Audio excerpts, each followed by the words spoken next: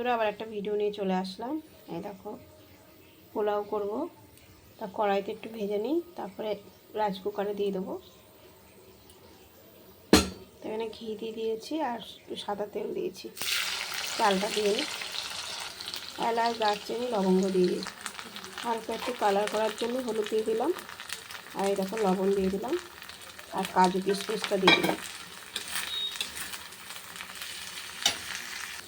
এই দেখো এটা হয়ে গেছে, পুরো ঝুরঝুরে হয়ে গেছে, মানে কড়াইতে আর লাগছে না, পুরো হয়ে গেছে। আর রাইস কুকারে দিয়ে দেবো, জল এতটা মতন দেবো।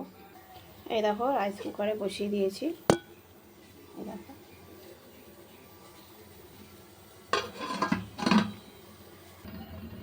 এই দেখো ফুটছে। এই দেখো চিনি নিয়েছি, চিনিটা আবার উপর দিয়ে দেবো। লবণ দিয়েছিলাম, লবণ মনে লাগবে না, তাও একটু দিয়ে দিলাম।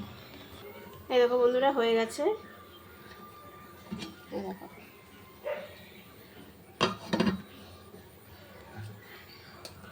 দেখেছো কত সুন্দর হয়েছে। এই দেখো বন্ধুরা কত সুন্দর হয়েছে, একদম ঝুরঝুরে হয়েছে। আমি এর আগে একদিনকে বিরিয়ানিও করেছিলাম রাইস কুকারে, দেখেছো? কেমন লাগলো অবশ্যই কমেন্ট বক্সে জানাবে। একদম ঝুরঝুরে হয়ে গেছে।